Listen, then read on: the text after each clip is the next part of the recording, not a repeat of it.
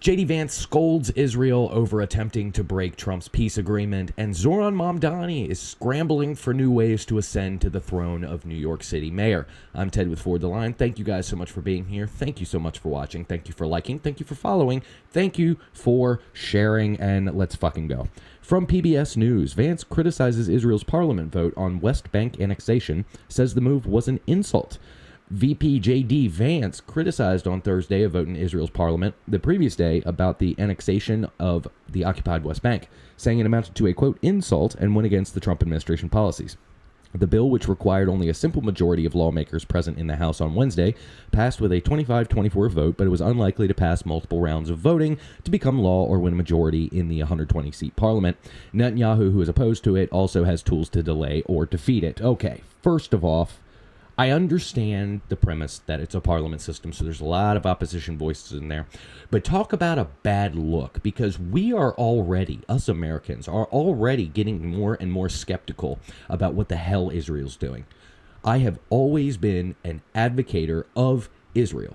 Okay, I've always, I realize the hatefulness that has happened to the Jews in the past. I condemn it now, but I'm also getting concerned that your government might be a little bit more radical and might be a little bit not aligned with what we want to see, because the United States of America needs to worry about the United States of America. The only reason we're even helping you is because you and your location and our allyship is a fantastic benefit for us to have a presence in the Middle East for multiple other things. So I get why we're helping you, but don't fucking make it harder than it already is. Don't piss us off more than you already have. We don't like the things that have happened in Gaza. A lot of us understand it's war. A lot of us understand what the event was that caused this recent war. October 7th of 2021 or whatever it was, 2022, whatever the hell it was bad. It was bad. It was awful, and it should never happen. And yes, retaliation was granted, but you're starting to get a little wild with this shit now. So you people who are in the Knesset or Parliament, whatever the hell you want to call it, settle the fuck down and be grateful that we've helped you thus far. So go with our plan. How about that? Trump did a 20-point peace plan for you so that you don't have to keep dying and fighting over this shit.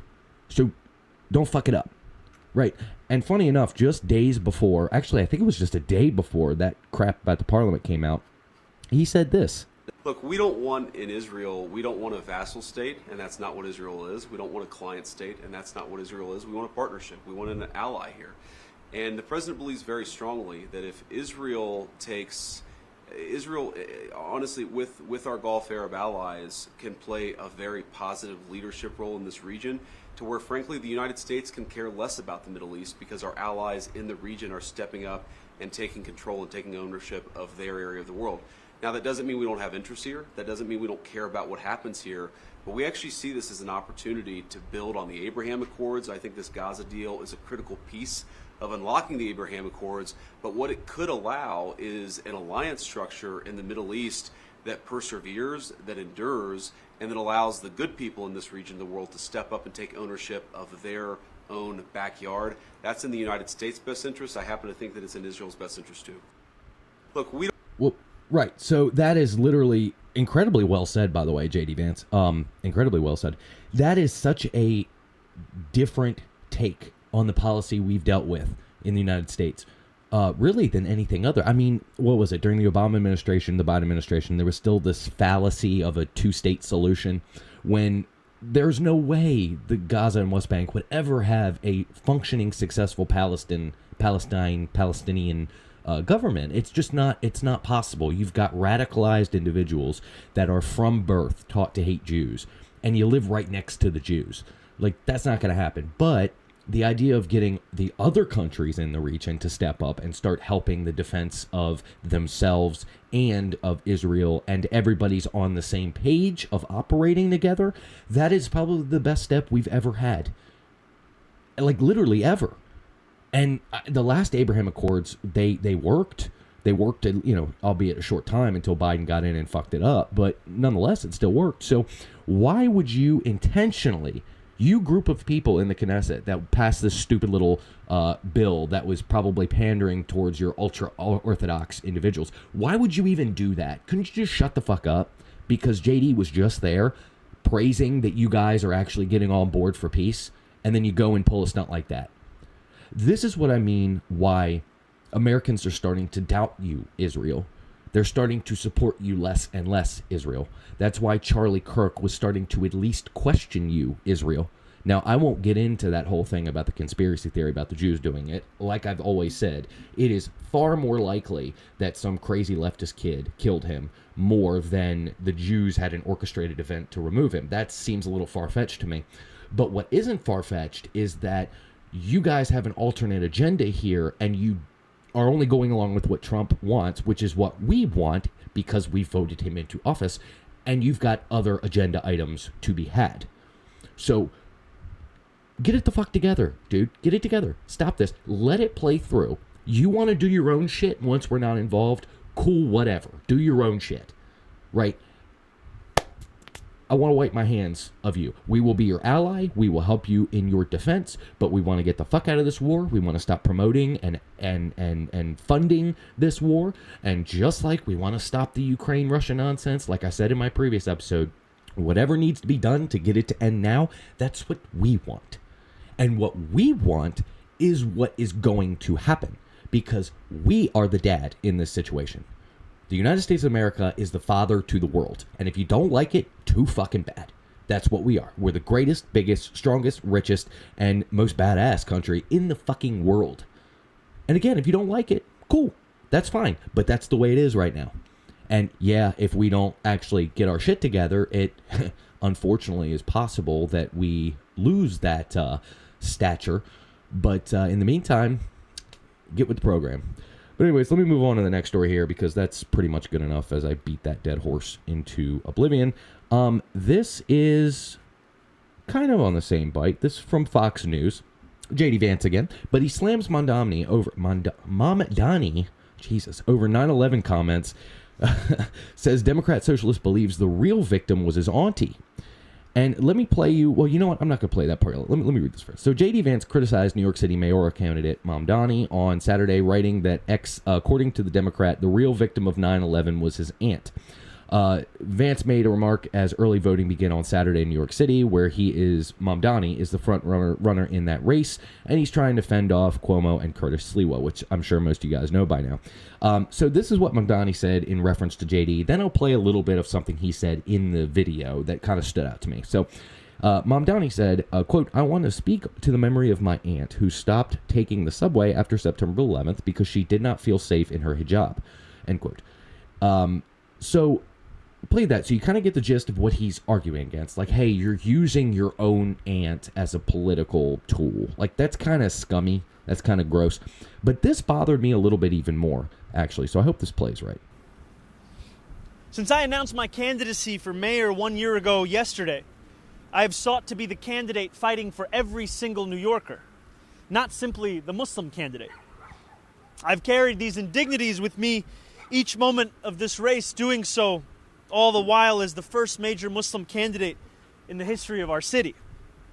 I thought that if I could build a campaign of universality, I could define myself as the leader I aspire to be, one representing every New Yorker, no matter their skin color or religion, no matter where they were born. I thought that if I worked hard enough, it would allow me to be that leader. And I thought that if I behaved well enough, or bit my tongue enough in the face of racist, baseless attacks, all while returning back to my central message, it would allow me to be more than just my faith. I was wrong. No amount of redirection is ever enough. Okay, so what bothers me about this is he did terrible in the debate, right? And now he's scrambling for a new way to pitch his angle, right? All of his policies were shot down.